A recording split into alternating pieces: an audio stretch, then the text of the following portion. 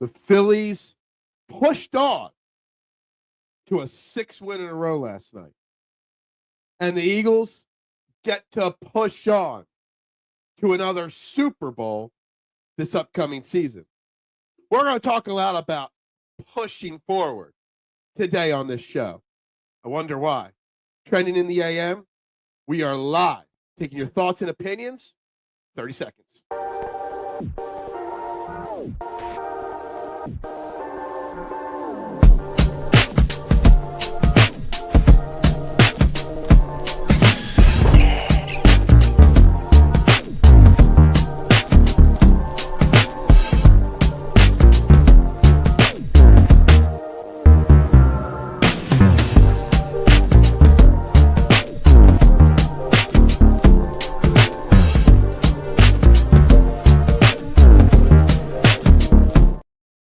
And a very good morning, everybody, and welcome to Trending in the AM right here on the STT Sports Network, live on YouTube and Twitter. Please like, share, and subscribe. I'd greatly appreciate it whether you're watching this live right now on Thursday morning at 8 o'clock, or if you're watching this on replay later in the day. It means a lot if you like, share, and subscribe. And if you're watching this on replay later in the day, please, please, please leave your comments on all the things. I check all the replay comments as well, so please, for the replay gang, it's still important to drop your opinions. But we are live here 8 a.m. Monday through Friday, so I would greatly, greatly appreciate it. My goal today is to get 23 likes on this video. Why 23? Because I want to get more likes on this video than Roger Goodell was able to muster up votes to ban the Tush Push, and they got 22 votes. So 20. I think if we can outdo Roger Goodell today, that says something. So, guys, like, share, subscribe. Tell one, tell all to come on into the conversation today. Let's get this thing started today. We got lots on the agenda. Good morning, Duck. How are you? Good morning, Rick. It's in the house. Good morning, Little G. Happy birthday to your aunt. Peanut is in the house. The Tush Push is like Freddy Krueger. You think you killed him, but he always comes back to haunt you. Yeah, absolutely. So obviously the big news this morning, the big talking point this morning is the NFL and their meetings yesterday were not able to get the Tush Push banned. They just weren't. The vote went 22-10. It needed to be 24-8 at minimum for it to pass the ban. So they were able to sway a few teams since the spring meetings or the winter meetings to vote their way, but they still were not able to get it pushed through. So the Tush Push stays. The Eagles can push their way to another Super Bowl. They can push their way. They can push the Tush as much as they want, which is pissing off Roger Goodell. Side note to all that, Roger Goodell was up for a contract extension conversation, and they decided to hold off on it, probably because he couldn't get the Tush Push pushed through. It was a really interesting day yesterday with all the stuff early in the morning swirling, leading to the meetings. Jeffrey Lurie spoke for well over 30 minutes, filibustering like crazy, talking about wet dreams, whatever it may be, bringing in the big guns, a.k.a. Jason Kelsey, to speak to the owners. And it went 22-10. Now, I fully expect them to revisit this next offseason. And if it was 22-10 now, I expect by next offseason Roger Goodell to bribe at least 2 other owners to vote in his favor and get this ban next offseason. But for one more season, we get to use the most dominant play there is. Real quick, none of the NFC East voted to allow it to stay. No surprise, the Cowboys, Giants, and Commanders all voted against it. The teams, along with the Eagles, have voted to keep the play in. Just wanted to release them.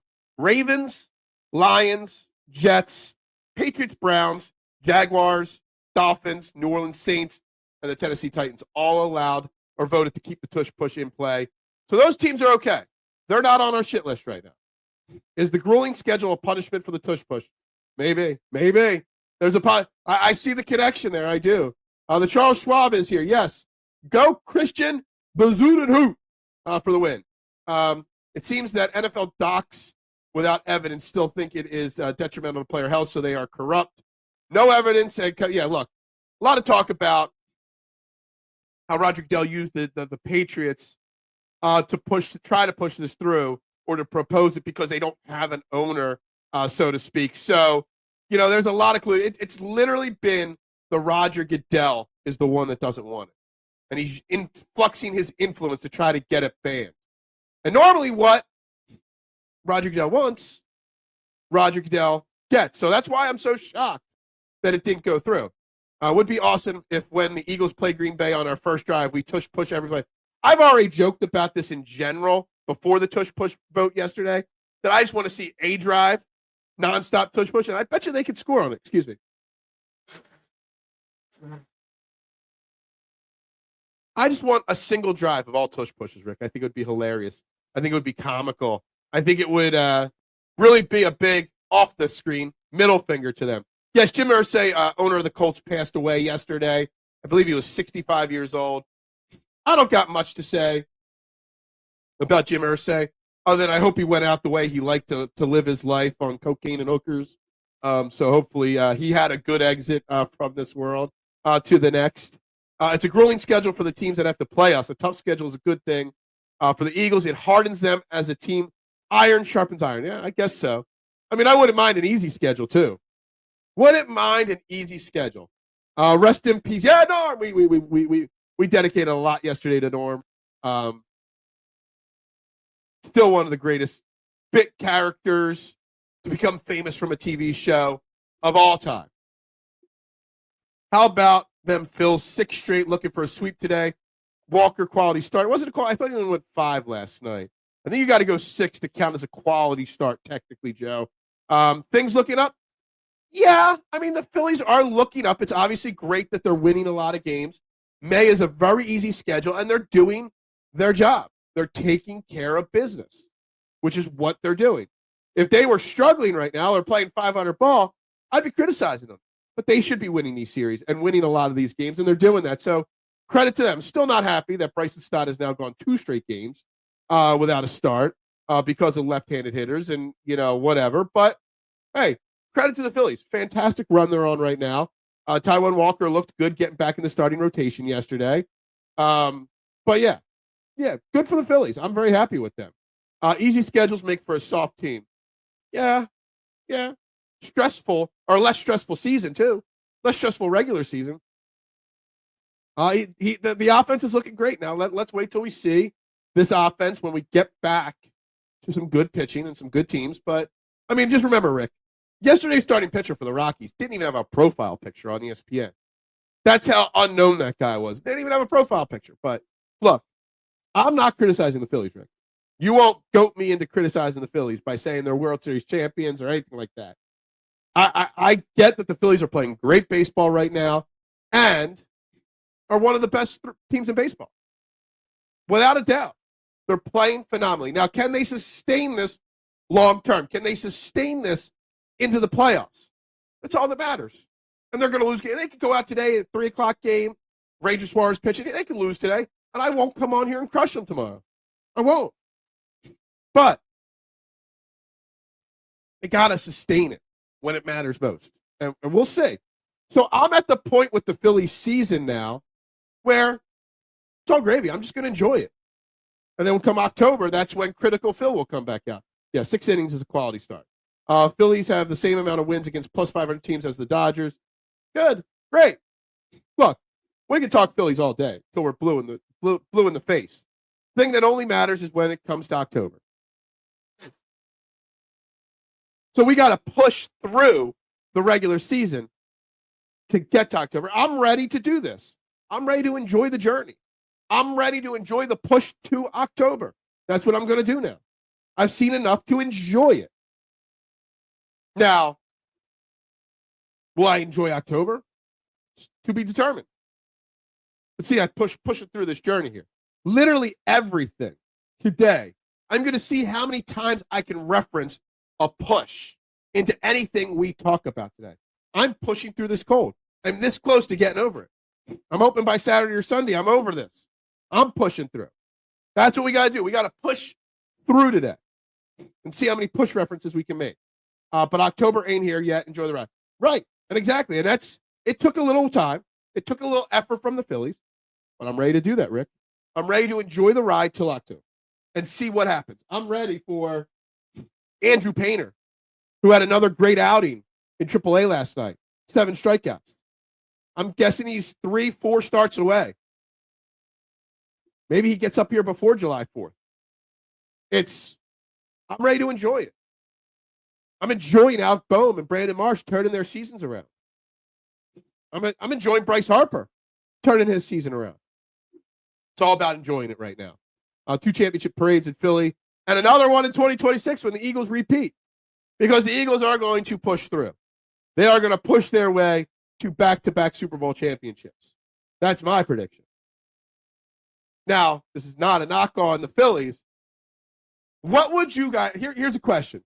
I'm going to write this down because I think this is... Phillies, World Series, Eagles, 2-time champ. What would you rather? The Phillies win another World Series, or the first World Series since 2008, or the Eagles win back-to-back Super Bowls? What would you rather? I think it's a very interesting question. I'm pushing it to the limit. That's right. Pushing it to the limit today, Steve. That's what we're doing. Why not? Why not push it to the limit? Look, the Tush Push didn't get banned. Someone already suggested maybe that's why the schedule was so tough. What will the NFL do next to try to screw over the Philadelphia Eagles? Is there anything the NFL can do this year to screw us over? We always talk about the refs interfering in games, affecting the outcome of games. Are they going to be on direct orders from Roger Goodell to affect the outcome of Eagles games? Are they going to be extra over the top on calling neutral zone infraction? Like the Eagles better make sure on Tush Pushes that nobody's hands are in the neutral zone on the offensive side. What can the NFL do to try to give that middle finger back to the Eagles? Because you know they're going to try to do that. They're going to try to assert their power to say, we get what we want, whether you like it or not. And if you stand in our way, we're going to stop you. And I know that sounds so conspiracy theorist, and I am not a conspiracy theory guy. But I truly, firmly believe that the NFL will try to find a way to say, you know what, you got your way on the Tush Push, you still ain't winning games. We need to push Suarez and Walker to the pen and bring up Abel and Painter. You need Nola back and Painter up, and Abel to be traded for a closer. Joe, that's what I think. Now, the Ranger Suarez to the bullpen, I've talked about it a lot. Since 2022 ended, I've talked about it. Problem is, now's not the time to do it. Not because it's not the right decision. It's because you'll get major push from Ranger on that decision. Why? Ranger Suarez is a free agent at the end of the season. Ranger Suarez wants to get paid starter money in the offseason, not reliever money in the offseason. So Ranger Suarez is not going to accept that push to the pen. Eagles back-to-back, and it isn't even a question. Wow, I think it's a question because I love my Phillies. I mean, you see my wall behind me, Anthony. But again, say back-to-back Super Bowl champions is something that not many franchises in the history of the NFL have been able to do. It's a very, very interesting conversation. It doesn't have to be would you rather. That's a limited mindset. Oh, I know. I'm not saying you have to. I'm just saying if one only could happen, what would you prefer? That sounds more rapey. I know what it sounds like. I do. Do any of the opposing teams fake injuries during the Tush Push? I was thinking yesterday, someone's going to bend their pinky back a little bit, okay? They're going to get a hangnail, Peanut, on their pinky finger. They're going to let one of their low-level players get a hangnail on their pinky finger. They're going to put that guy on IR for the rest of the season and be like, look, that Tush Push ended that player's season. There are going to be, you talk about the NBA and flops. There was a funny flop in last night's Knicks Pacers game. We'll get into that in a bit.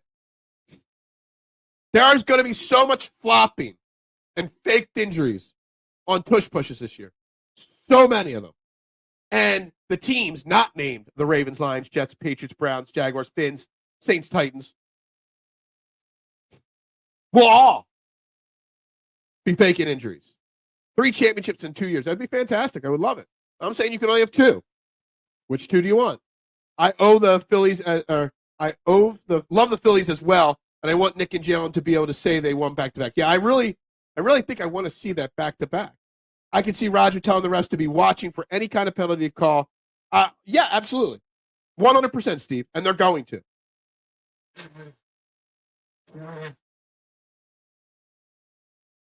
The thing is, Steve, with the tush push, and we saw it last year, it's very hard for the refs, the line judges, to tell whose hand's in the neutral zone. And several times they called neutral zone infractions on the Eagles when it was actually the opposing defense who was in the neutral zone. So they've already tried to affect the outcome of tush pushes. But not to give the refs credit or the benefit of the doubt, it is a very tough thing to see when you got 10 meaty men all crunched together in 4 feet. It's tough to see who's who. The NFL going to blame CTE on the tush push and Antonio Brown being the spokesperson. Yeah, that's right. Frankie Louvu was going to collapse like he died. Frankie Louvu is going to hurdle the pile like he did and then pull a hamstring on it because he had to try to hurdle to stop it, so he's going to pull. Or when he goes headhunting for Jalen Hurts on the hurdle, he's going to end up with a concussion. Fake one, but yeah. It would be funny. It would be funny if the Eagles don't run the tush push at all. It's funny that you say that. So funny that you say that.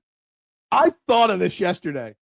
Like, we all joke how we want to see the Eagles run a 17-play, 70-yard tush push drive, right? What if the Eagles just don't run the tush push?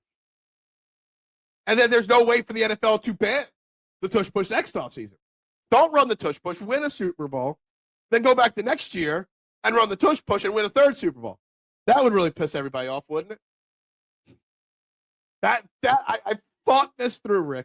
It would be so funny if the Eagles' answer to this is, let's just not run it. Because you know that Nick Sirianni, Kevin Patullo, Jalen Hurts, and company have all been sitting in a lab, assuming just like us that it was going to get banned and putting together a plan in place for when it got banned. I really think there's something to that joke there. I know you're being kind of sarcastic to an extent, but I thought about it. I think it's hilarious. And it's something that the Eagles could do. You'll see more fake tush pushes as well, line up as the tush push. And you saw it a few times. But yeah, Eagles don't need to tush push. Their quarterback sneak is a little less effective. They don't need to tush push. The quarterback sneak's effective. Handing it to Saquon's effective. Handing it to Ben Van Sumeren. How many times on 4th and 1 have we seen them go deep to A.J. Brown?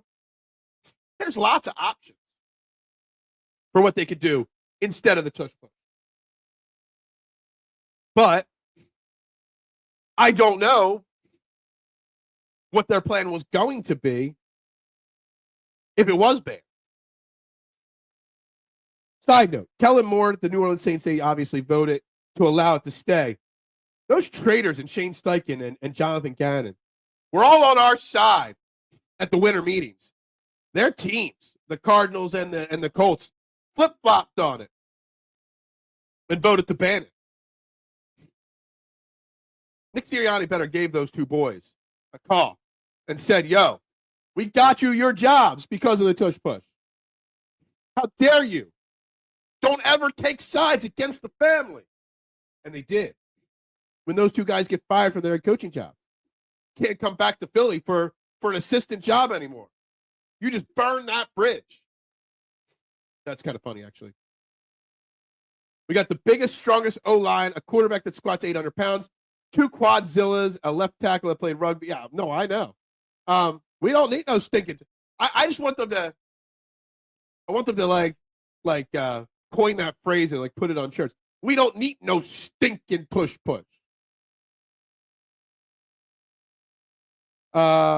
Winter Trinidad. that was worse than the Reggie Miller game. Oh, where's Trinidad? Yeah, look, Knicks game last night, obviously, huge moment from Tyrese Halliburton hitting that game-tying shot to send it to overtime. Pacers winning in overtime. What I don't like the choke thing. When people do that, I think it's kind of, you better win if you're doing that, Nooms. Earlier in the game, Jalen Brunson went to do his flop. And I don't even know who the Pacers defender was, but I just saw this video online that the Pacers defender knew Brunson was about to flop, so he flopped also. So the flopper got out flopped on a flop. And I don't know what the rest called on that play, if anything.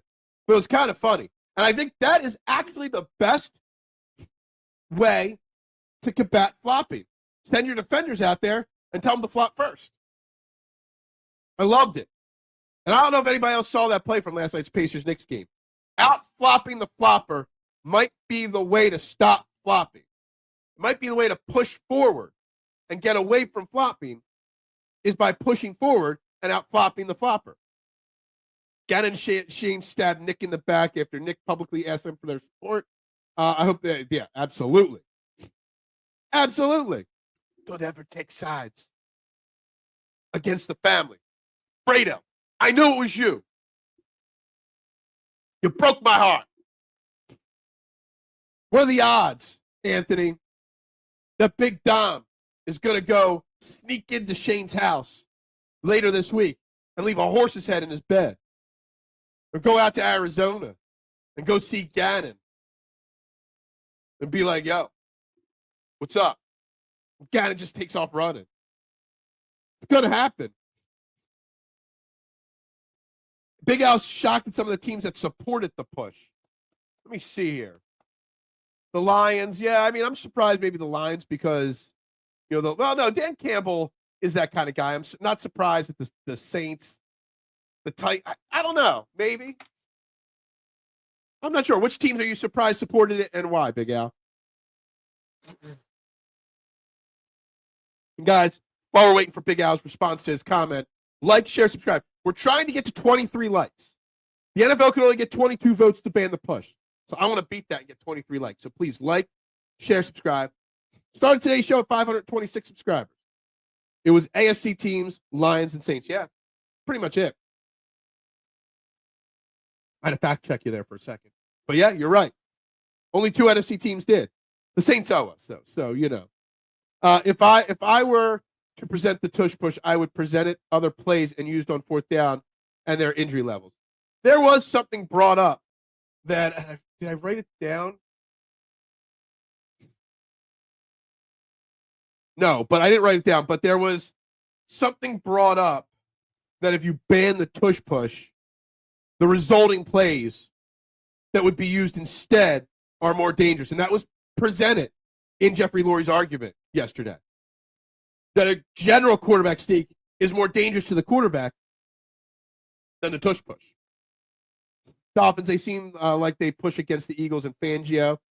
I didn't think about the Fangio connection there, Big Al. That's fair. That's very fair. That makes sense. There's a lot of Dolphins people that don't like Vic Fangio. Okay, I got that one. That's fair for you. Absolutely there. I can see that. Look, I wonder, and we only got 9 likes on this video, and there's about a dozen people watching, so hit that like button.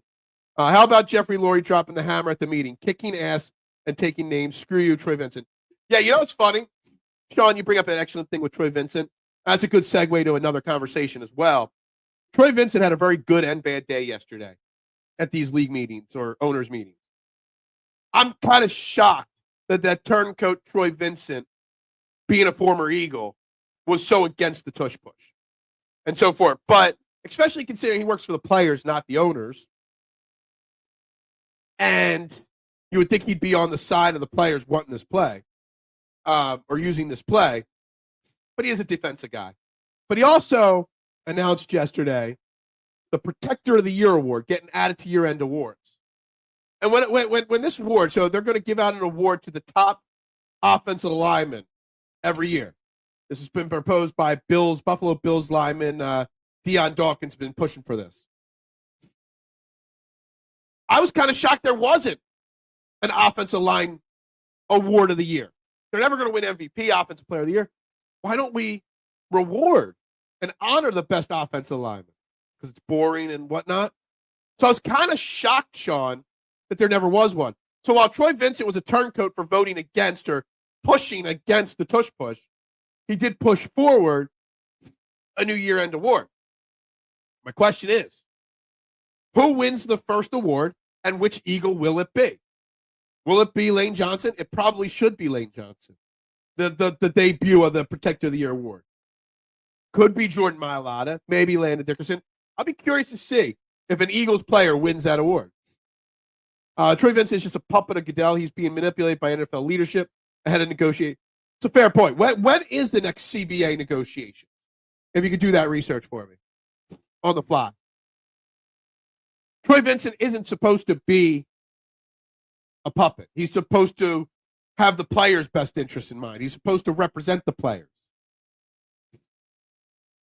And maybe there's a big push for a lot of the players to get rid of the Tush Push too, but I don't know. But he's probably being manipulated. That's a very fair point. I don't see issues in the next CBA kind of like in basketball and baseball where I think there'll be long work stoppages. Football won't have that kind of long work stoppage. But Troy Vincent's being played.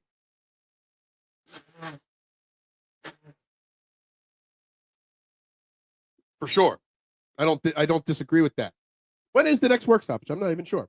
But anyway, he did have good. Having and creating an offensive lineman of the year award is something, again, shocked that it doesn't exist. Troy probably uses this as a bargaining chip to get something else he wanted put into action. Politicians do it all the time. That's fair. There's a lot of behind the scenes. When I think of what was going on with Roger Goodell and now Troy Vincent yesterday and over the last couple of weeks, I think about early season House of Cards when Kevin Spacey's character was trying to get bills passed through Congress and he was making deals with different congressmen and senators to, I'll do this for you if you vote this way, blah, blah, blah. It's 100% what I pictured it as. All the teams that voted to ban the push are sissies. Yeah. Absolutely. March 2031 is the end of the current CBA. Okay, so we still got, there's no opt-outs or anything like that. Sometimes these CBAs have 5-year opt-outs or anything like that. But 2031, okay, that means 2021 was the last one. All right, which if there was an opt-out, it would be a 2026. But 2031. Okay, so we still got a little bit of time. I would have a series of tush pushes just to be a deek. Would you run a whole series of push tushes? Or would you just not run it for the entire season as an FU? I kind of like both ideas. How about Jeff going tough in his speech? I think that's where the Troy Vincent stuff started coming from because I think Troy Vincent got pissed off about how he talked about a boy's wet dream in his speech. I'm telling you, if Jeffrey Lurie wanted to run for politics, the boy could filibuster better than anybody. Up there for almost an hour, they said, pouring out his heart on banning the Tush Push. It's kind of comical, honestly, that he was able to go that long. That's what she said. Yeah. I just found out I have a 5th cousin named Sergio Dimshits. I kid you not. I said it out loud for you. If you've actually watched the Eagles run the play, the vast majority of the times, Hurts already has the first down before any pushing takes place. Yeah. So I heard I forget who this was, Roland. Good morning, buddy. I heard an interesting description of it. The pushing from Dallas Goedert, Saquon Barkley, whatever, doesn't actually advance the play much, if at all. What it does is it protects Hurts. Because when he's pushing forward for it, defenses are trying to bend him back, knock him back, hit him. They're actually holding him up so he doesn't get bent backwards and injured. So the pushing from behind is actually a safety precaution to protect the quarterback. And I thought that was kind of interesting. And I kind of watched a few plays Kind of like that idea. Way of describing it. So you're not joking. You have a cousin, fifth cousin, Sergey Dimshits. I would be making a lot of jokes about that. I love Jeff showing this. I love the passion. Absolutely. Absolutely. Oh, I mentioned the Knicks. Marshad, I'm sure you know. Early in the game, Jalen Brunson tried to flop, and one of the Pacers defenders, forget which one, out-flopped him by flopping before Jalen Brunson flopped. Love that. I do not like Tyrese Halliburton doing the choke thing when he made that shot to send to overtime. That kind of could have backfired if they didn't win in overtime. But love the chance that the Knicks might collapse in this series. I also think the Eagles are going to throw in a few new wrinkles. Absolutely, they'll throw in some new wrinkles. Absolutely. I still love the theory of just not running it at all. 4th and 1, 4th and inches, and just handing it off to Saquon. 4th and 1, inches, throw that 30-yard bomb to A.J. Brown.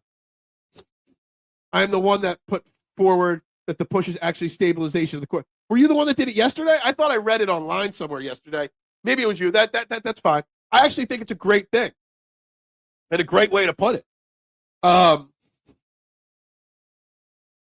do.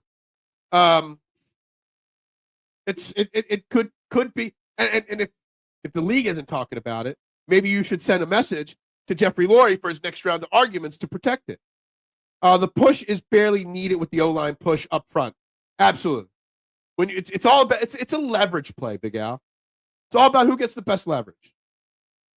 Why can't the Sixers draft or trade players like Nembhard? I think Nembhard was the one that was out flopping the flopper. Neesmith and TJ. Oh, we kind of had TJ already. F the Knicks, absolutely. How many men does it take to stop a silverback gorilla from getting 1 yard in the tush push? I don't know how many. Just 2. Jordan Mailata and Jordan Davis.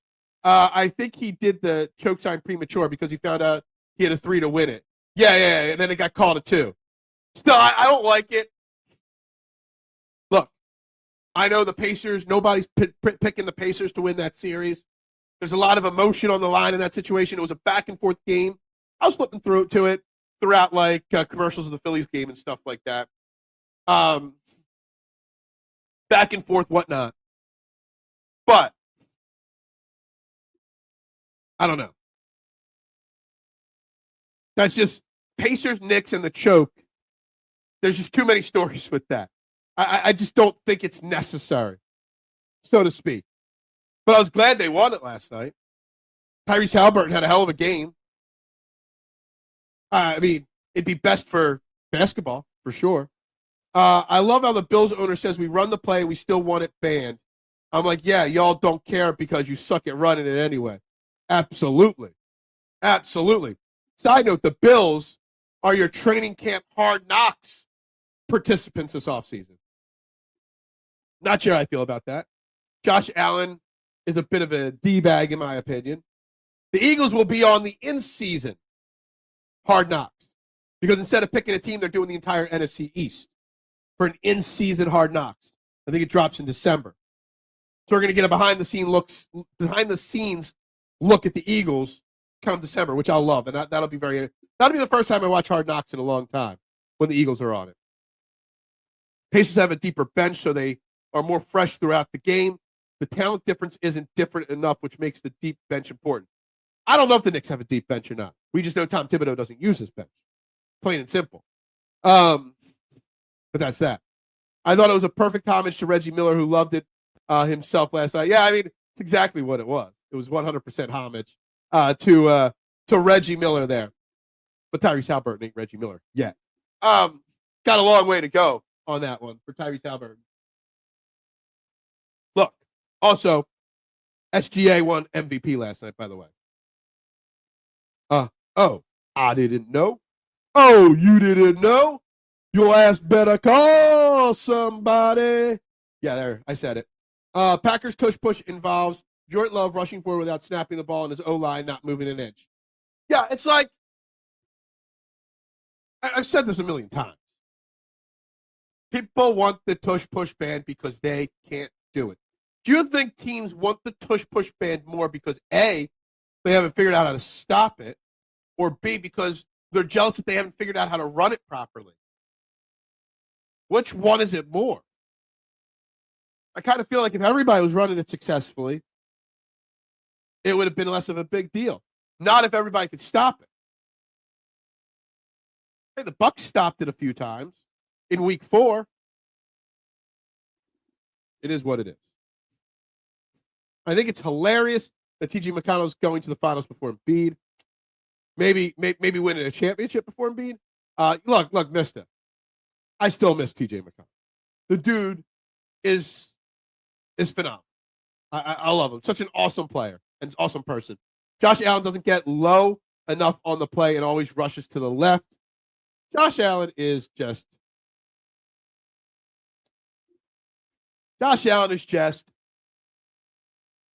fill in the blank. Josh Allen is just blank. How about that? We'll play a little match game here. I wrote a word down. Josh Allen is blank. Y'all remember the old school match game. Y'all get to guess, and y'all get a point if you get exactly what I wrote down here. Josh Allen is blank. The Eastern Conference in the NBA is wide open next year with Tatum out. Yes. See a lot of people saying that the Boston Celtics are going to be selling to an extent because of Jason Tatum being out next year. What's up, Bruce Harper? How you doing today, my man? Hope you are well. Other teams do not invest enough in the trenches to make it effective. Absolutely. Again, teams build backwards. They get their stars. They get their weapons before worrying about the important thing, blocking and defensive lines. Josh Allen is all of the above. That's not what I wrote down, but yeah. No, that's correct. Josh Allen is just a blank. So your answer is blank. That's not what I wrote down, but yeah. Josh Allen is smelly. I don't know if that's true or not. It's not what I wrote down, but it's good.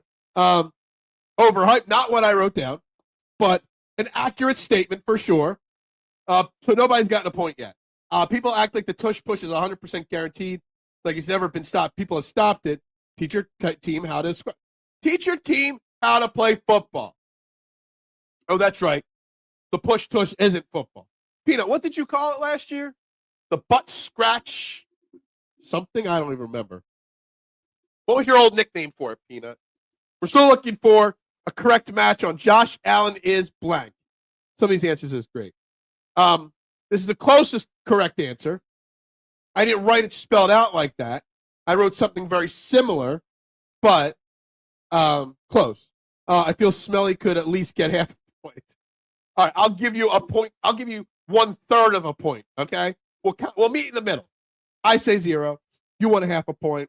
We'll say 1/3 of a point, okay? Even though a quarter would have been in the middle. Green Bay and Commies have stopped it on occasion. The Packers have, or not the Packers, the Buccaneers have stopped it on occasion as well. It's stoppable. That is correct. Ding, ding, ding, ding, ding. Ding, ding, ding. I wrote down Anthony with the win. It is D-bag. See, proof. I wrote it down right there. Yeah. Butt cheek sneak. I thought it was butt crack sneak, maybe, but yeah. All right, so we gave him 1/3. But Anthony wins with the full point. We're going to do more match games now. Josh Allen is not good enough to be given what he's been given. Josh Allen is supremely talented. Josh Allen does not have. Josh Allen is kind of trying to think of another comparison. I just don't think he wants it. I don't think he puts in the effort. I don't know. That's just from a distance what it looks like. Josh Allen. Jalen Hurts eats, breathes, sleeps football. His fun off-season activity is working on more football. Josh Allen doesn't give me that kind of a vibe. Josh Allen plays football because it's what he's good at, and that's how he pays his bills. Jalen Hurts loves football and would do it for free if that was necessary. Does that make sense on how I'm trying to describe it? So my second guess would have been Josh Allen is a baby. Yeah, I mean, he is. I think D-bag is a right description of him. I do. I just get the, I don't know. I mean, not many of you guys are golfers or golf fans. He's been on some of those charity golf events on TV. And just the personality that comes through on the TV screen is just very D-baggy. Eagles go hurry up offense right before the tush push so the defense can't have a chance. I like that, actually, mister. Let's go tush push without. Yeah, I like that. I like that. Just to bust balls, I hope the Eagles run the play on obnoxious amount against Green Bay. I hope they don't run it at all against Green Bay. Josh Allen is talented, but is he a winner? No, because he doesn't eat, sleep, and breathe football like Jalen Hurts. Josh Allen is like Marino. He's talented, but just doesn't have what it takes to get the Bills to a Super Bowl. I mean, part of it is obviously that he's, sometimes there's bad timing in life. He's in an era where he's got to always beat Patrick Mahomes. Sucks, but it's part of it. But you'd think if he was that special, that he'd be able to beat Patrick Mahomes at least once in a playoff game to get to the Super Bowl. But it is what it is. I don't want to make a big deal about Josh Allen and turn this into a Josh Allen show. This is about a Tush Push show. And this is about the Phillies show. This is a little bit about the Knicks show. Keep on pushing, Dante. Good morning. I'm pushing through the cold. The Eagles are pushing to another Super Bowl. And the Phillies are pushing towards a chance of the 7th straight win today. That's what we got.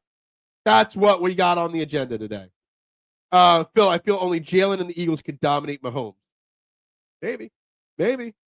Herbert has beaten Mahomes in the playoffs. Allen has not. Hold on, Herbert has?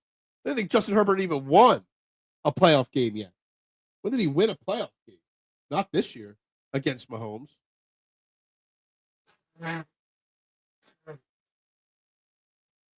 Oh, that felt good. That blow, like that sneeze really unclogged an ear right there. I think Hurts is going to be like Bradshaw in that he won't be liked while he plays, but just puts rings on fingers and be loved post-career. I like that. I mean, did Terry Bradshaw ever win a regular season MVP? I know his career statistics are very pedestrian, but he has quite a few rings. Trying to think what his best season even was regular season-wise. But, hey, if Jalen Hurts wins me 3, 4, 5 Super Bowls, great. That's all I care about. That's all he cares about. Do you think Jalen Hurts deep down inside would rather win 3 Super Bowls or 1 Super Bowl and 1 MVP? Or 2 Super Bowls or 1 Super Bowl, 1 MVP? I think he'd rather the 2nd Super Bowl. Obviously, he would love an MVP to validate himself, but I think the Super Bowls really, truly matter to him. Thank you. I'm feeling better. This is the part of a cold where everything is ready to come out. That's the thing. Sorry, said it wrong. Bengals, yeah, Joe Burrow has. Yes. Yeah, thinking of bus. And that's what you thought. Yeah, absolutely. John Hurst is going to three-peat like Jordan in the 90s. Why not? He's already the face of the Jordan brand. Why not? Good morning, Judd. Hope you're well this morning. Hope you are well. We are talking Tush Push. We're trying to get more likes on this video than the NFL was able to get votes on the Tush Push. They got 22 votes to ban it. We need 23 likes. Everybody watching, if you haven't, hit that like button. Share it out and subscribe. Start the show at 526 subscribers. Would love to gain 1 or 2 today. That would be fantastic. We haven't yet. We are sitting at 14 likes. I need 9 more likes today. Please. So like, share, subscribe. Please. Bradshaw only has Super Bowl MVP, no regular season ones. Gotcha. I didn't think he did, but just didn't want to confirm it until somebody gave me the facts. Bradshaw won 1 league MVP. Hold on. So no league MVP, 1 league MVP. We got conflicting evidence in the chat. I'm sorry, but this city is incomplete without spring playoffs. I'm sorry, but this city is incomplete without spring playoffs. What spring playoffs do you want? Basketball? 69 likes. I mean, I just want to get to 23. But 69 would be great. Bradshaw had won regular season MVP in 78. Really? Okay. Yeah, sure. Let's go. Go find a friend, Judd. Go find a friend. Phone a friend. Text a friend. Do something. Tell somebody. Tell one, tell all. Trending in the AM on the STT Sports Network, the only sports show in Philadelphia where your opinions actually matter. Really, in 78? I don't. I'm trusting. Playoffs in the spring season. Spring playoffs, Flyers, and/or Sixers. Yeah. Well, if you listen to the media, the Sixers are telling us that we're going to be there next year. Pardon me for not believing them. We're past the second round. There's never basketball now. Exactly. 69 is a great number. No titty. Yeah. That's Mitchie Pooh's favorite number, obviously.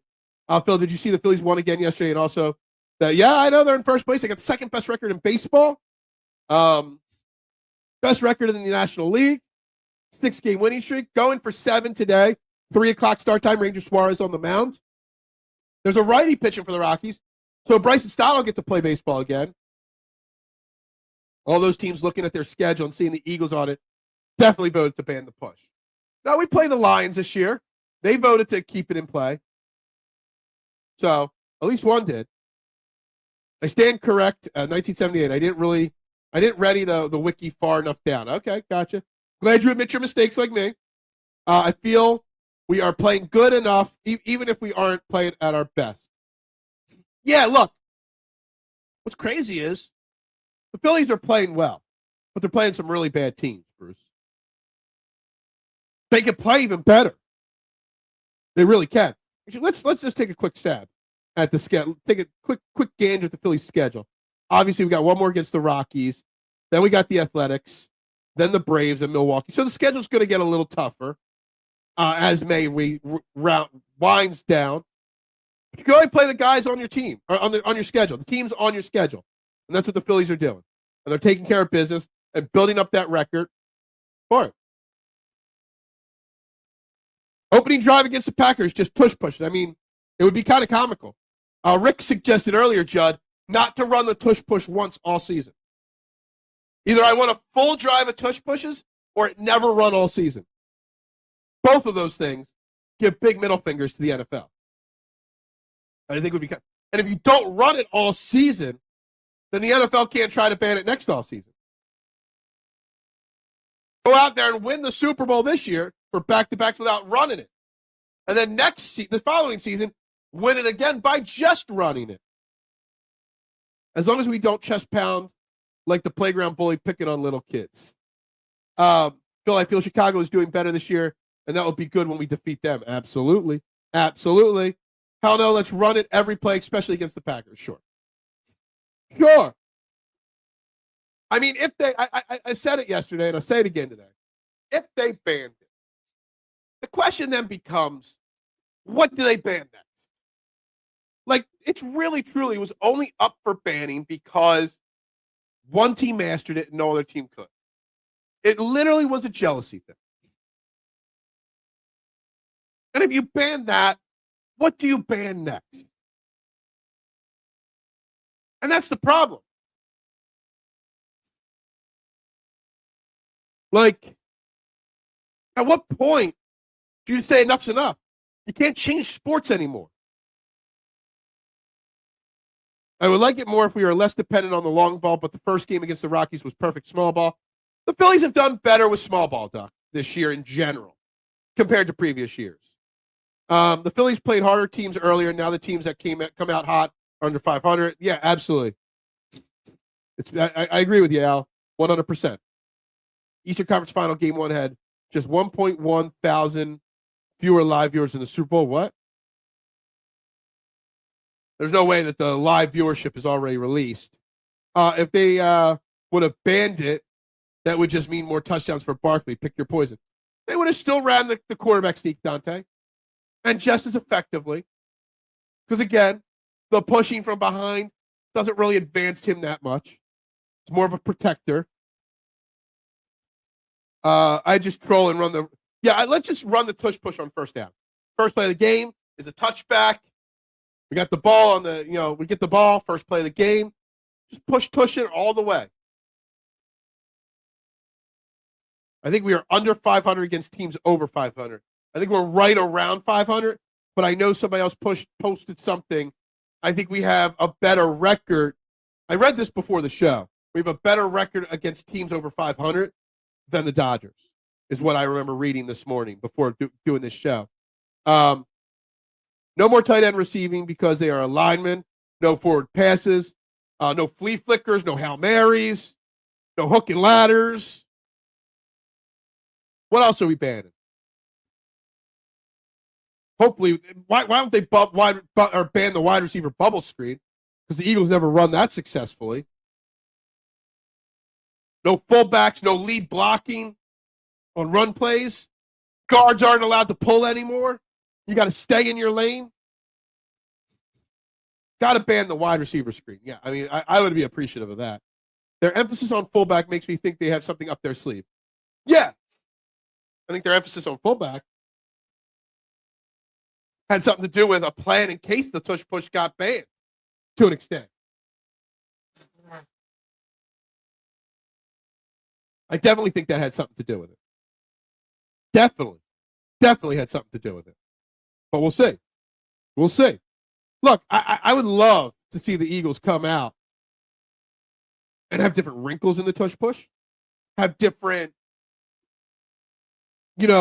attacks on this. Look, they had all their social media planned out for this. And they did a great job with the social media aspect of it.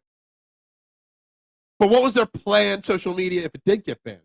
I want to see those dressed as well. So if social media had this planned out, the team had it planned out already. They've all already met and talked about alternatives. They have a fullback because they are playing to their strengths. Look, I give the Eagles so much credit. In a league that stresses passing, with an owner that has yelled at previous coaches for not passing enough, they have embraced the fact that they are a running team, that their strength is their offensive line and their elite running back, despite having elite wide receivers too. And they've embraced it, and they've accepted it, and the owners accepted it. I think it's great. All these fans hating on the Tush Push because the team losing is crazy. Yeah, absolutely. We haven't had a full-time fullback in our roster since early. Was it Leonard Weaver or was it John Ritchie? Who was the last one here? I forget who was first and who was last. They're the last two fullbacks I can name. Oh, so do I. How about this? First play of the season against Green Bay Packers. You run the Tush Push. But you have Jordan Mailata under center, not Jalen Hurts. What would happen there? Now we have two fullbacks in practice and four players who have played fullback at some point. Absolutely. You know what? Bleep Leonard Weaver. When I first started this game out, when I was doing All About the Birds once a week, we tried to get Leonard Weaver on as a guest. Leonard Weaver wanted us to send him $5,000 to be a guest on our show. For like a 20, 25-minute interview. He wanted $5K. Get the F out of here. Well, I love Leonard Weaver, and I love the fullback position. No first-time starting out podcast is going to drop $5K on you to have you appear on their show. Who the F did he think he was? Like what? So Leonard Weaver, while cool that he's one of the last fullbacks in Eagles history, weird gut feeling that I'm not a fan of his. Josh Perry, what? I don't remember the orders. Oh, duh. Weaver's injury was pretty awful. Absolutely. More like a full of himself back. Absolutely. That always gave me like, look, I've been doing this for 5 years now. Trending in the AM for 4, but doing shows for 5 years. I've asked a lot of people to come on my show. Some say yes, some say no. And a few are D-bags about it. Leonard Weaver is one of the D-bags. You know what? If you didn't want to, you could have just said no. Or you could have just ignored the message. But no, you said $5K. It looks like it was Weaver in 2010. Okay. I played guard in high school. The trap play was my favorite because I pulled and decleated an unsuspecting D lineman. Had to be a great feeling. I wasn't allowed to play football growing up. I was told it was too dangerous. I wish I did. If I played football, I probably would have been a tight end or a linebacker based off of my size, but I could sling the football. I just wasn't fast enough to play quarterback. But I wasn't big enough to play offensive line. Burton played fullback for Chip. Okay. That's not Weaver. That's his agent. I mean, it was his personal IG account that we hit him up on. But maybe. Still, D-bag move. Just ignore it. Just ignore it. Trey Burton was not on the roster as a full. Yeah, we're talking about on the roster as a fullback. It is what it is. Like I'm gonna ramble on here. We're almost at the top of the hour. Keep talking. So obviously Roger Goodell, they decided not to vote on extending his contract. His contract runs through 2027. He is 66 now. Started almost 20 years ago in the league. Will Roger Goodell even be the commish for the next 2031 when the next CBA comes up? I don't know. Onside kick rule, dumbest thing in football that you have to declare, but now you can declare it any quarter, and it's 1 yard less. Just so you know, the Lions didn't even let the league vote on the playoff reseeding. That got pulled. Obviously, we already mentioned the Bills are the Hard Knocks training camp. The entire NFC is the in-season. Troy Vincent announced the Protector of the Year award. Is it going to be Lane Johnson or Jordan Mailata winning it the first time? They're the other things. Oh, and Josh Harris voting to ban the Tush Push. We already hate Josh Harris for what he does to our Eagles, or our Sixers. Is Josh Harris public enemy number one in Philly now? All things to throw out there here as we get close to the final half hour. Burton wasn't listed as a fullback because he didn't do it full time. Yeah, that's what we're talking about. The last full-time fullback. Ben Van Summer is now listed as a fullback, so that's his main thing. Wasn't listed as a fullback. Yeah, no, sorry. Phil is again assuming he has a tight end. I know I don't, okay? My wife tells me that all the time, okay? How much would you be willing to pay Stephen A. Smith to come on the show? Nothing. I would never pay anybody, mister, to come on my show. That's not arrogance. That's not being a D-bag. That's just straight up, why would I pay anybody to come on the show? Everybody that calls in the radio stations of big programs, they don't pay those people. The only person I know that gets paid for appearances is Aaron Rodgers on the Pat McAfee show. And that's it. There's no way any podcaster, any YouTuber should ever pay anybody to come on their show. And I know people do it. And they still don't grow their podcast. There is no world where anybody should ever pay anybody to come on a podcast or YouTube show. Just shouldn't happen. I won a championship with O'Hara and former NFL Kevin Jones on pulling guard plays. They should ban it. I could pull better than the rest. Gotcha. How about Brian Cox telling his team he lost his virginity at 10? Well, I don't remember that. I don't know that. I haven't watched Hard Knocks in ages. So, Roger Goodell has overseen the golden age of American football. He has made more money for these team owners than any commissioner in sports. Yeah, absolutely. But he is 66. His contract runs till he's 69, Mitchie Poo.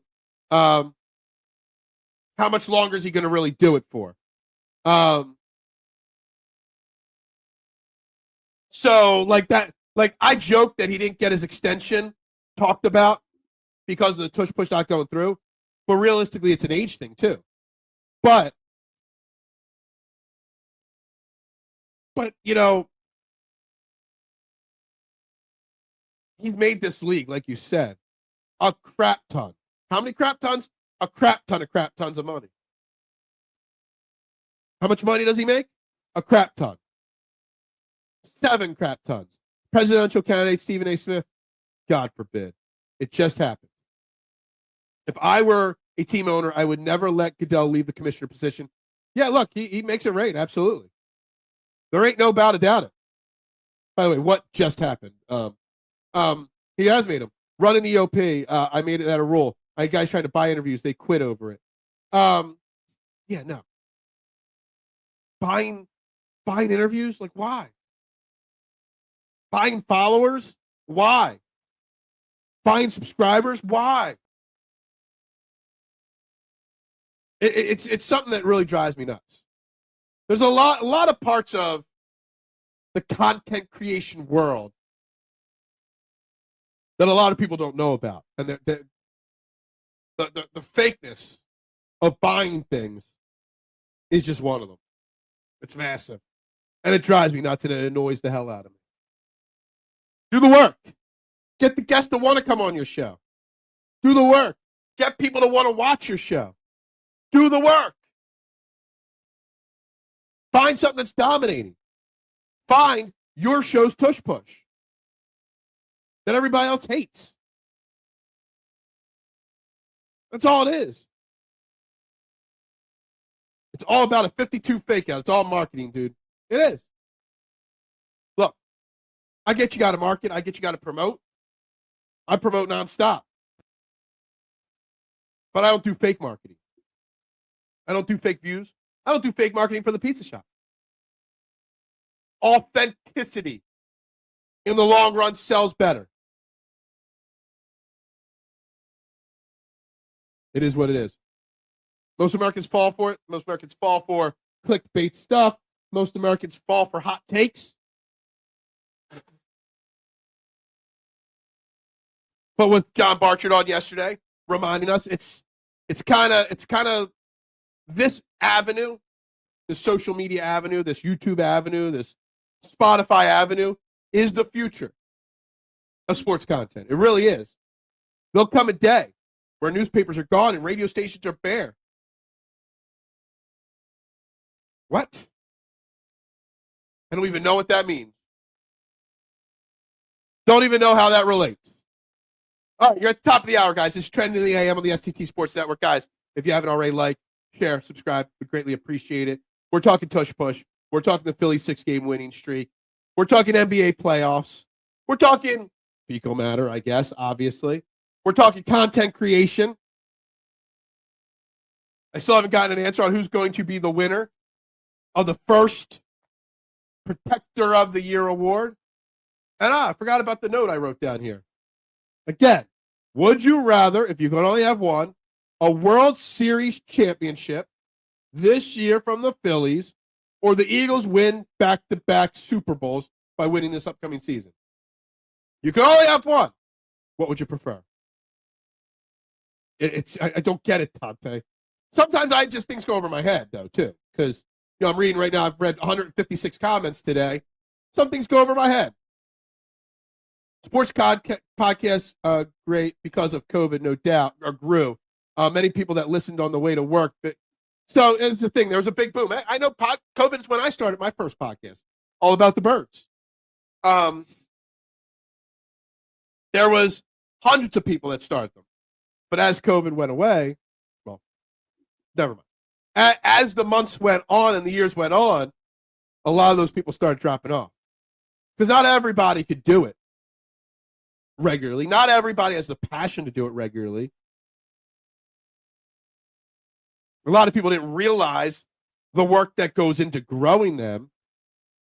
I'm in a lot of podcast support groups on Facebook, to bounce ideas off of and whatnot, learn and grow. And a lot of people are always in there saying, I've been doing this for 6 months and I get 3 listens a show. What am I doing wrong? And then they just quit. There's a lot that goes into it. It's not turn on and just talk and everything's going to be perfect. I'd rather have the Flyers and Sixers back in the mix and take my chances. I would rather have the Flyers and Sixers back in the mix and take my chances with the Phillies and Eagles. You said a crap ton. Oh, okay. So it was because of my crap ton. The crap ton was a reference to a TV show.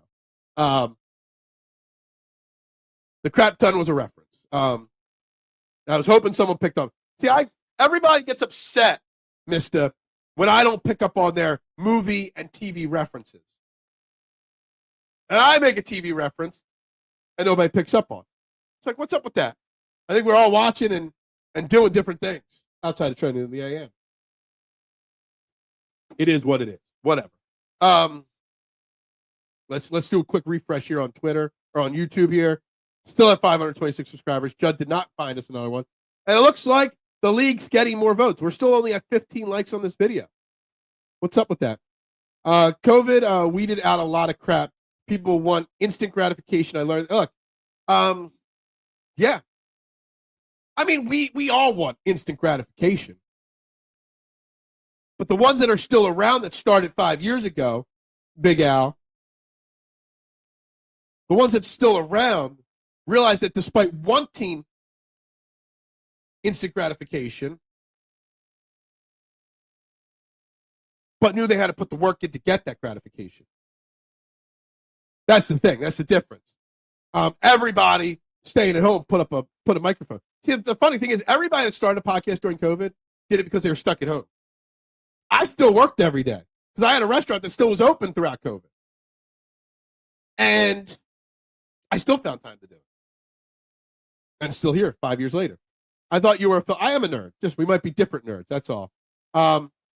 Metrics are for oh, okay. Okay. Intellectuals and yeah, gotcha. It's okay to bait the hook, but you have to drop that act for a while. I watched Sixers and Phillies digest always saying 65% of viewers haven't subbed. Maybe stop with the bait once in a while. I'm sorry. It's okay to bait the hook, but you have to drop that act after a while. I watched Sixers and Phil's digest. Okay, the shows. Gotcha. Always saying 65% of viewers haven't subbed. Yeah, I get it. Maybe saying like, share, subscribe less often, and begging is part of it. But if you're not begging, some people just don't realize it helps. Just clicking that quick like button, how much it helps. Helps the algorithm grow. I don't think the casuals that watch these shows understand what they could do if they really like the content to make it get better. Not to mention like 10 hours a week of content. I do way too much hours a week of content, man. Way too much hours of content a week. But you know what? It is what it is. It's what I like to do. It's what gets me up in the morning. It's what makes me thrive. Sitting here and BSing with you guys. Sitting here and talking sports. Having a creative outlet helps me. Having a place to come and say, yo, Roger Goodell, you tried to ban the Tush Push, and guess what? Suck it. That's what I like. I wasn't joking. I said it yesterday, kind of out of nowhere, when I was talking with John Barchard on this show about how starting a podcast kind of helped me, saved me.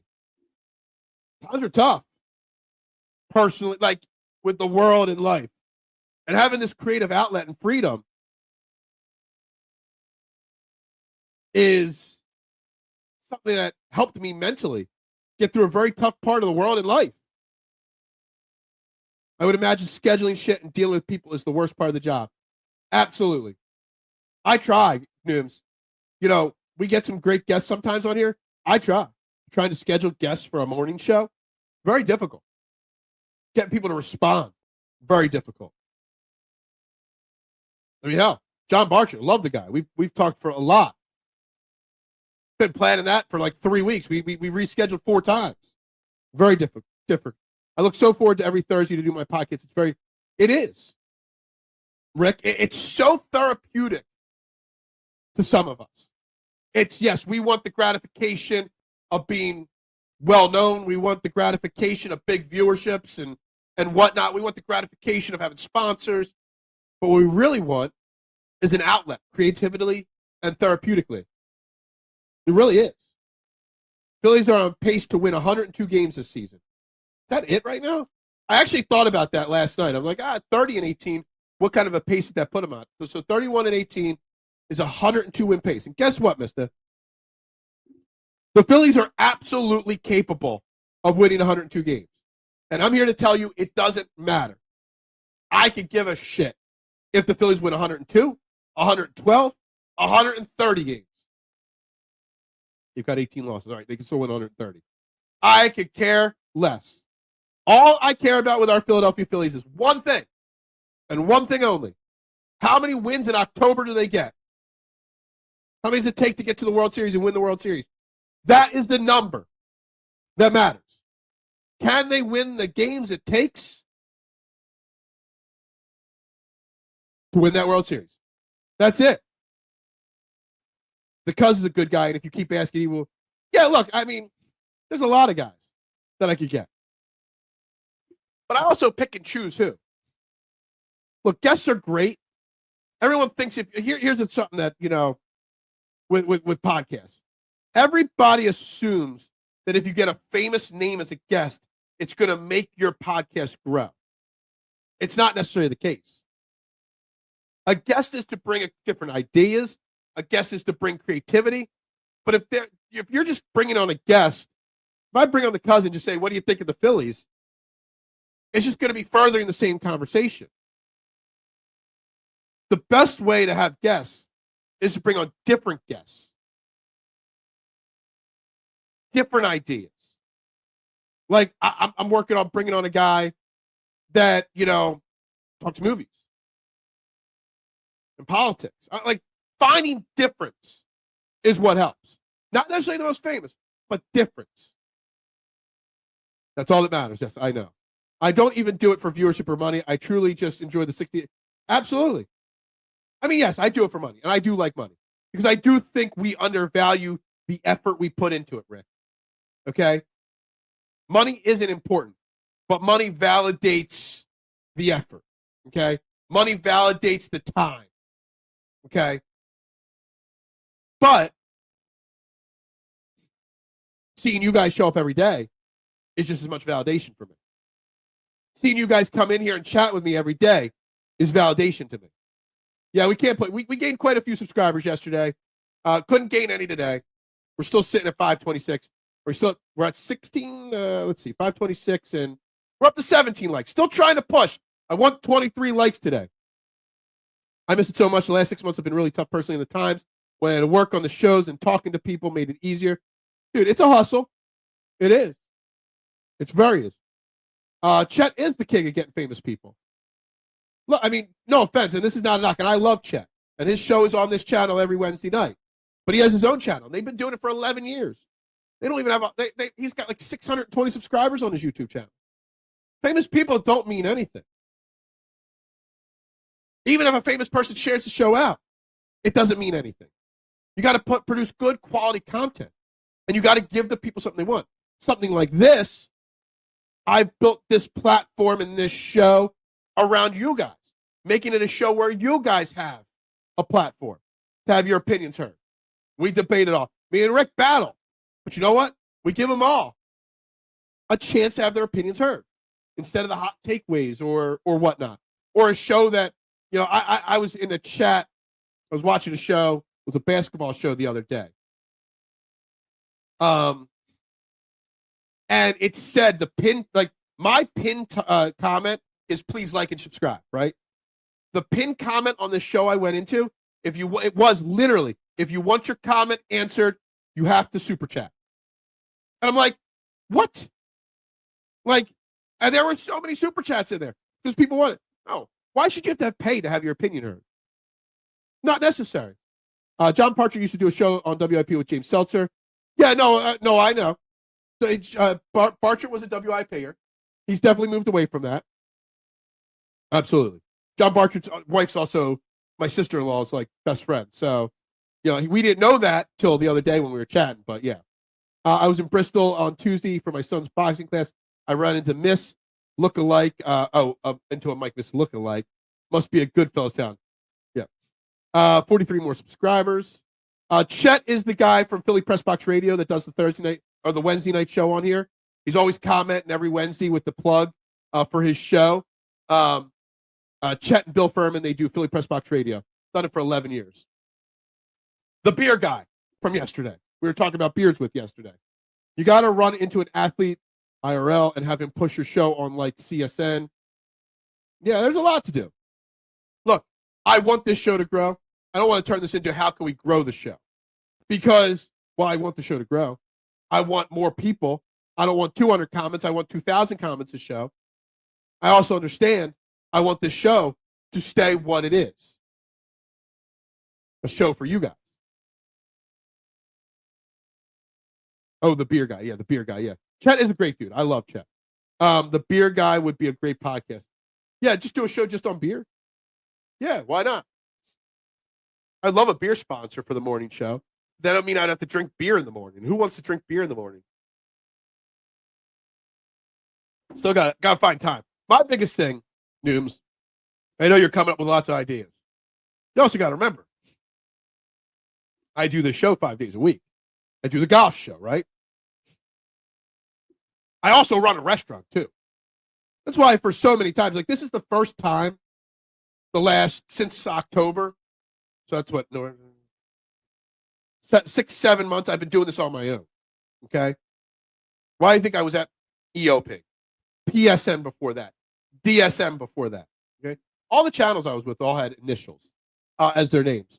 But because it helped me with the time aspect of it.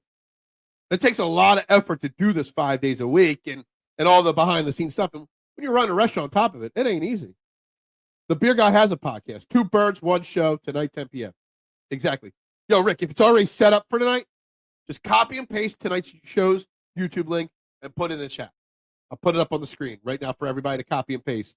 We need to start a trend in the AM Ponzi scheme. I think I was involved in a Ponzi scheme accidentally once. I didn't put any money in it or get any money out of it. But yeah. Shit, I've been meaning to hit you up about Delco Day. We'll have to find a time next week for you to come on this show too, Big Al, to talk about Delco Day. What is it? You're 11 for Delco Day? Delco Day 11 this year? I think it is. Cheap plug, yeah. Hey, I'm all for cheap plugs on my show. Nobody really understood that success doesn't happen overnight. It doesn't. There's a lot of work that goes into everything. A lot of work. It is what it is. We're still stuck at 18, damn it. We are now 5 away from my goal of 23 likes today. Delco Day 10, okay, June 7th. All right, but before June 7th, you'll have to make your return to trending in the AM, okay? Yeah, dude, funny that you say Mr. Beast. I know you said this before. I had to end the show yesterday because I had people buying some stuff off of the marketplace, Facebook Marketplace yesterday at my house. And these 2 guys rolled up in a truck. And let me tell you something. I swear I thought I was being filmed for a Mr. Beast film. This guy that pulled up in my driveway yesterday was the spitty. Like if you just took Mr. Beast and dressed him up very poorly and sloppy, that's who it was. I'm like looking around. I'm peeking in this guy's truck. Is there a cameraman in there? Like I really thought I was being pranked for a Mr. Beast video. Ponzi scheme. Dude, it was a multi-level marketing. Somebody was trying to break into the DraftKings game and FanDuel game. It was called Fantasy Draft. And it was basically if you get people to sign up, you get a cut of the money they spend. And if they get people to sign up, they get, and then you get. And if that person gets it, it was this whole multi-level marketing thing. They lasted like a year and a half and then disappeared. I actually had a beer package delivered from UPS to my house and got stolen yesterday. It sucks. I get all that kind of stuff delivered to my pizza shop. That makes it a little easier and less likely to get stolen. If you make people laugh, you can grow this. I'm trying. I'm trying to let, I had a little bit of a revelation. I kind of hold back some of my personality to be professional. I kind of hold back some of it to, be polite. But I'm sitting there watching John Barchert yesterday talk on this show and just how honest and open and like, he didn't hold back any of his jokes, any of his bold takes. Not crazy takes, but bold takes. Like just the way he did it. It was very eye-opening to me. But I think I got to show more of my real, true personality. I really do. I appreciate. Yeah. Well, hit me up later, and we'll talk about what day works best next week for you. We want Rant Phil. Rant Phil needs to have it more, but I can't force rants, Mitchie Poo. I got to have natural rants. I can't just come on here and rant. I mean, I just actually did. I said, yo, NFL, you could suck it on the Tush Push. How much do you pay your cameraman, makeup artist, and wardrobe stylist? 1 million crap loads, okay? Now, actually, I think it's about 7 to 8 crap loads. Still, no one's getting these crap load references. What is wrong with people out there? I try to make a reference, and nobody gets it. Y'all get mad at me. Whatever.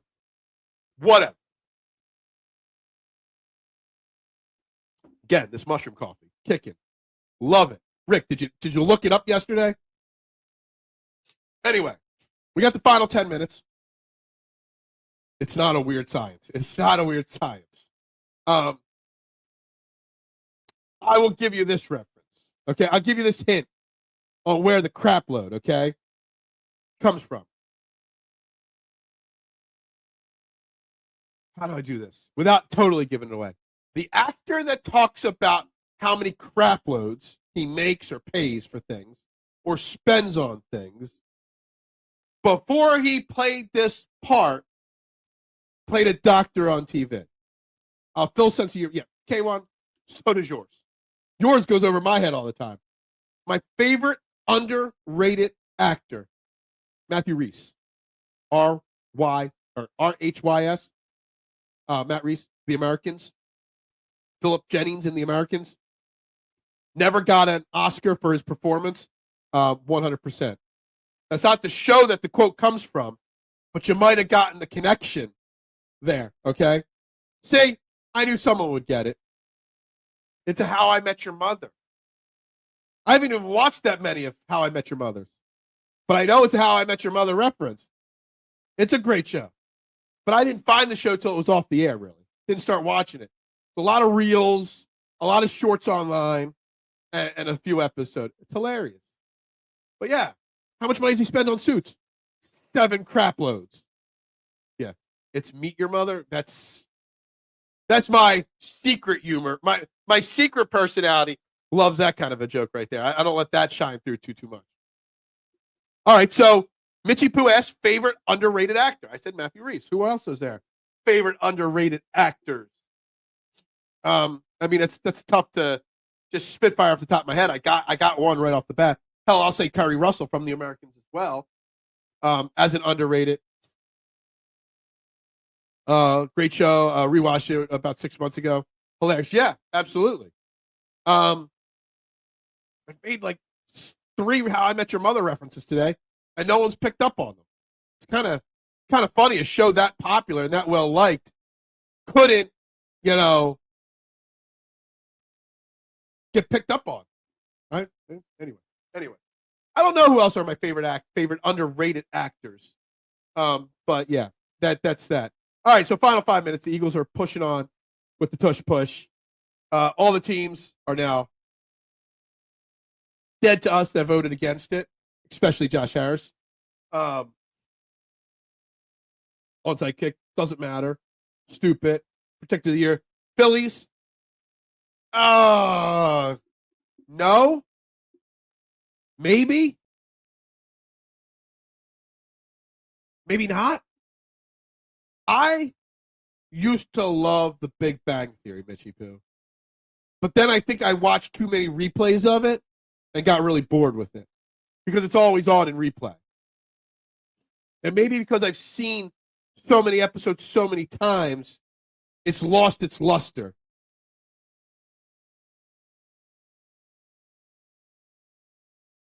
So I don't know how I feel about it. If you would have asked me this or said this 10 years ago, 5 years ago, maybe. Now, I don't know. I don't know. What's up, Mikey B? How you doing?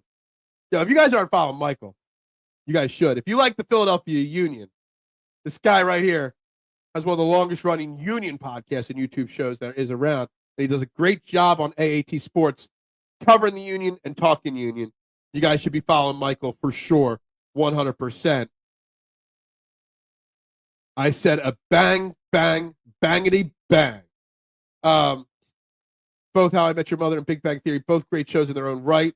I just think the overexposure of the Big Bang Theory kind of ruined it for me. That's it. 2.5 Men, Charlie Sheen is great. I don't hate on the Ashton Kutcher part of 2.5 Men. I give them credit for trying to milk that cow as long as they could. That's what she said. But yeah, Charlie Sheen's version of 2.5 Men, 1,000% better than.